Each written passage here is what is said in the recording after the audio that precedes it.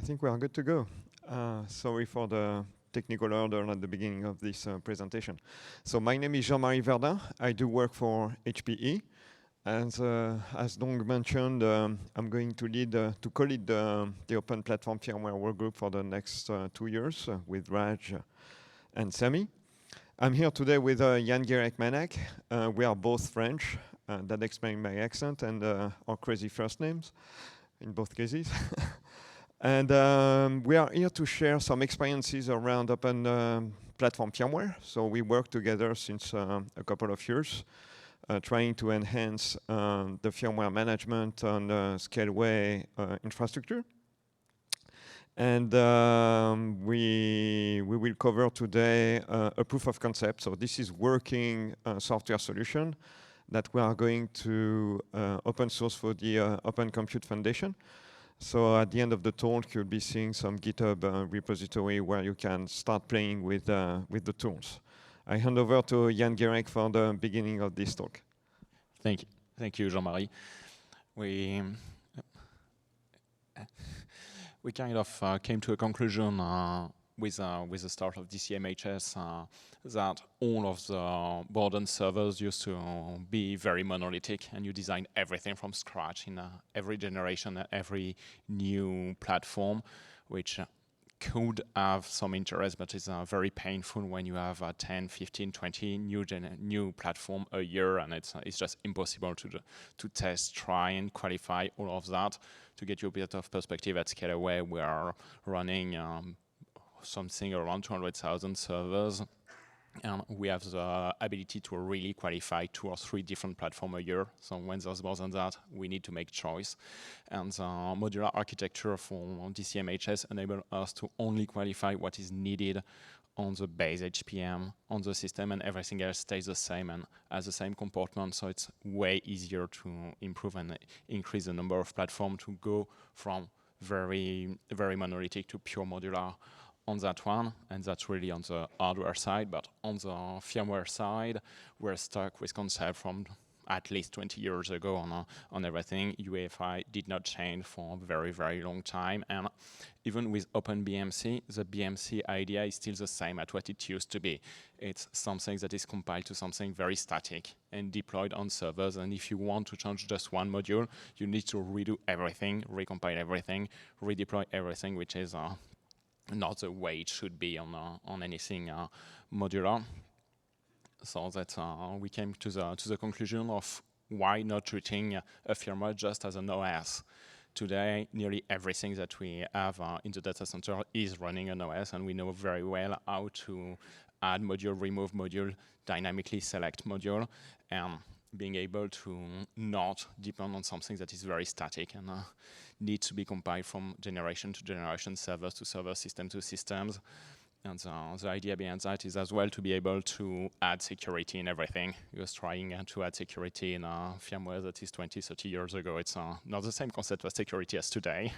And we want to be way more secure than what it used to be. And the other kind of pain is as well the speed of booting a BMC, booting a system. If you are depending on the SPI nodes and everything, it's fine, but it's very, very slow to read. And when you go to GPU servers with a lot of different hardware in it, it's very, very slow to boot, and it's not that fun, and we can do way better on that. And it's the same idea of modularization that we are starting to do on the hardware, to be able to do the same on the software and being able to dynamically do what need to be done around. And Jean-Marie is going to present to you Yeah, based on this approach, we started to think about how can we enhance the ROM and how can we enhance the BMC boot. So we started from open source programs, so we do not want to rewrite or reinvent the wheel. So OpenBMC is a great tool, but we just wanted to leverage the fact that this is an open source tool to see how can we improve it into a modular world and space. So I'll be starting from the ROM. So today there is 2 steps when we start a system. The first one is about silicon initialization. So usually it is provided by the chip vendors or the SoC vendors. And then there is a need to configure the systems and get the whole glue to get some kind of coherency at the system level.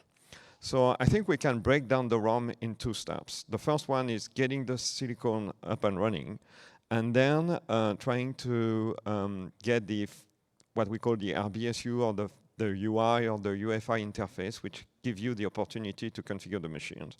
And Linux boot has been extremely efficient to replace that interface, but it is still static, so meaning that you load Linux boot into the spinal. So what we are thinking about is to replace to keep using Linux boot, but instead of loading it into the spinal, we have an additional steps, which is that networking setup between the BMC and the ROM. And the ROM is going to gather the configuration stage from the BMC based on what has been detected on the HPM. And following that, we are loading a Linux kernel, and we are running an hardware discovery, because you have to envision that with the DC-SCM modules like this one, the management interface doesn't know to what it is going to be connected to. And we need to run that additional step to run the configurations and being able to properly set up the machine. So we envision a situation where we have a user space which is going to run the discovery and can be updated through a package manager, and will be able to configure any kind of options which might be available within a DC-MHS environment. So as I said at the beginning of this talk, we have currently running proof of concept of this kind of boot of a systems.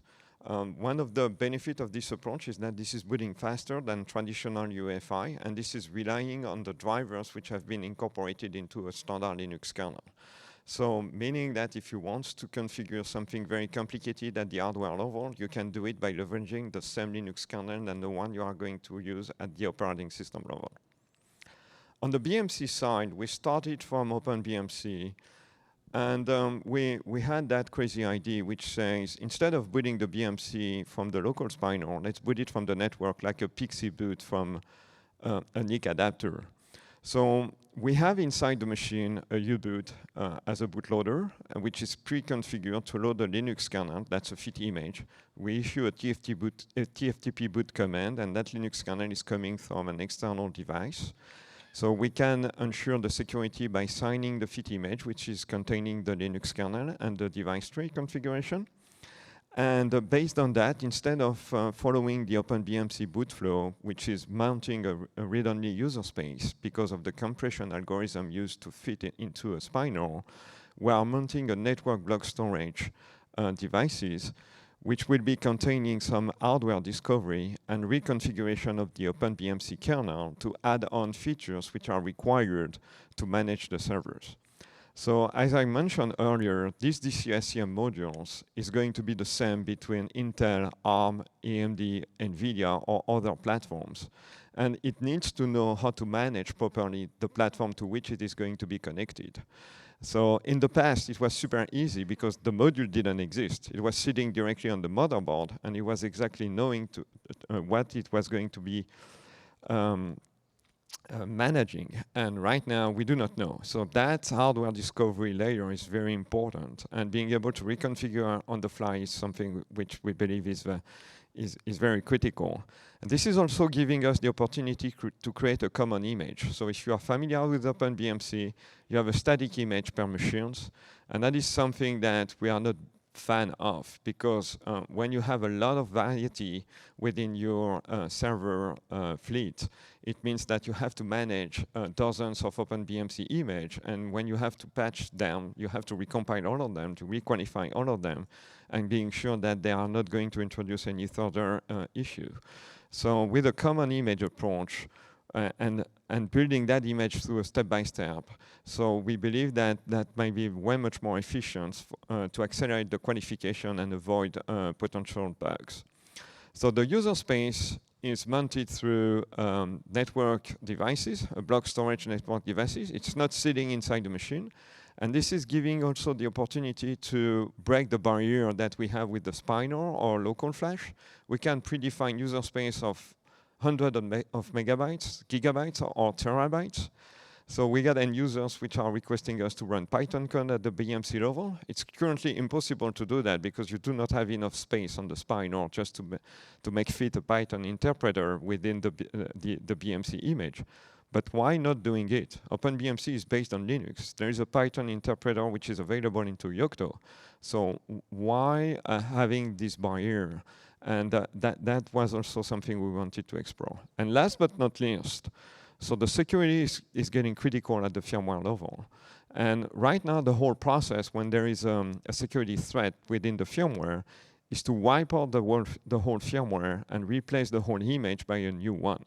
So that is definitely not what you do at the operating system level. So you are just patching the library which has been affected by a bug. So you are not wiping out the whole operating system and restarting from scratch everything at the production level. That doesn't scale. And that is an approach of the past. And we believe that with OpenBMC or any modern Linux approach, we can manage the firmware with a package manager. And this is how we are building a common image, by the way. So the approach is to say, if I have to run on AMD or Intel, we are going to install the packages which are required to properly drive an AMD processor or properly drive an Intel processor. So meaning that the BMC image is going to contain only what is necessary to properly manage the system. So with that said, it looks like a lot of theory. So we have running systems that we can deploy through that process. And the ProLiant Gen 11 systems are currently able to all boot through that process. So it means that we can boot the BMC from the network, you can load an OpenBMC image, and that OpenBMC image is going to run that auto-discovery algorithms, whatever the CPU runs on the host side. And the POC is based on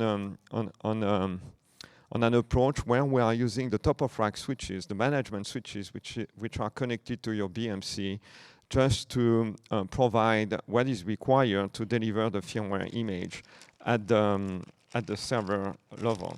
So what we have done is we have developed a specific board just to prove that this approach could be scalable and runnable.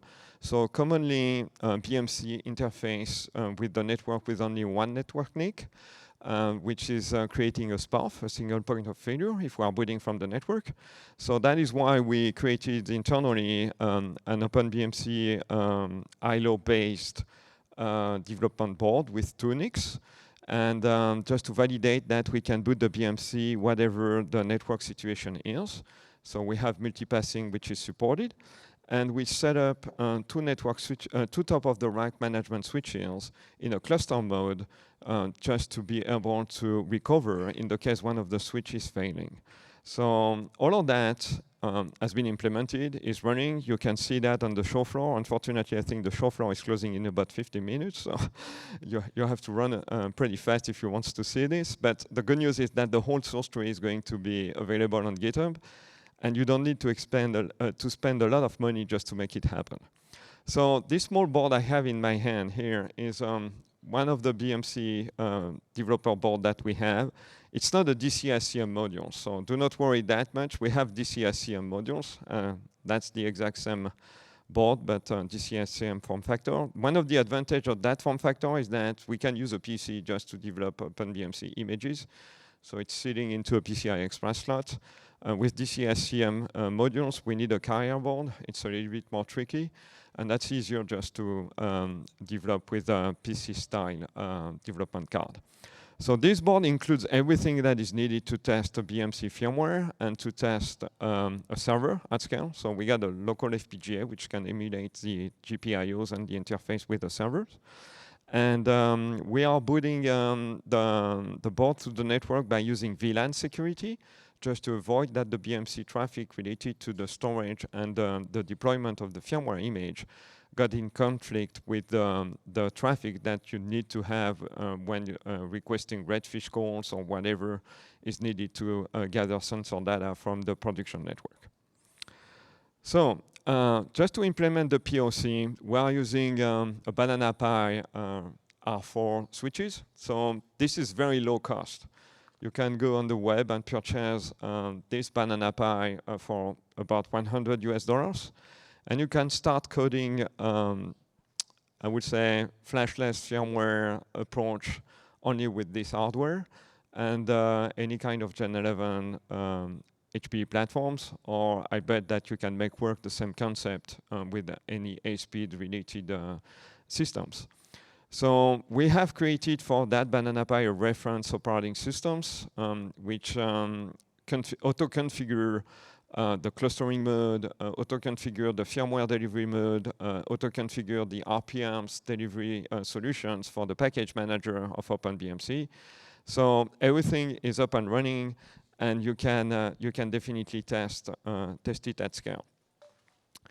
So I don't have time to run a demo right now. The easiest way would be go on the HPE booth or go on the web.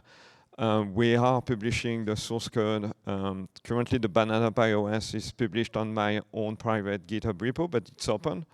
So you get the website and the web pointer on that desk.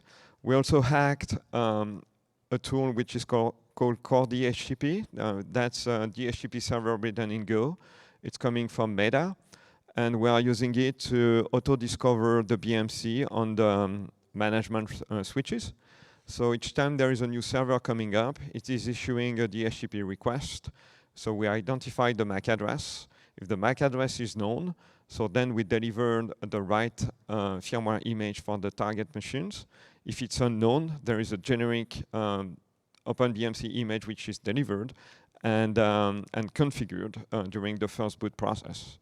So when OpenBMC is fully booted, so there is also a repository of ROM, so which means that the ROM code is also coming from the network. It is loaded to the BMC image and delivered to the host during the first boot. So the main goal of the project here is really to facilitate the update process of the firmware by pushing all the firmware content outside of the servers, and we can decouple from supply chain perspective the delivery of the hardware and the software. So this is increasing the security. So during the deployment of the hardware within the data centers, or if you are managing a ton of bare metal servers, so just updating the firmware or moving the platform from one customer to another one is becoming super easy because you just disconnect the machines from the switch, you reconnect it, and then you are good to go because everything has been wiped out. There is no local storage inside the hardware. So as I said, most of the code currently is available on GitHub. It's not within the Open Compute Foundation GitHub repository. It is going to be moved within the next couple of weeks. And we are really willing to expand this experience just to update the firmwares and expanding it also to other devices. So right now we were focused on the BMC and the ROM, but we are expecting to work with PCI Express vendors just to deliver also on-the-fly firmware content by booting from the network. Thank you very much. We are currently done. I don't know if you have any questions, and if we have time to take questions. If not, I really appreciate your presence, and do not hesitate to reach us on Slack, Discord, or whatever instant communication channel you want to use with us. Thank you very much. Thank you.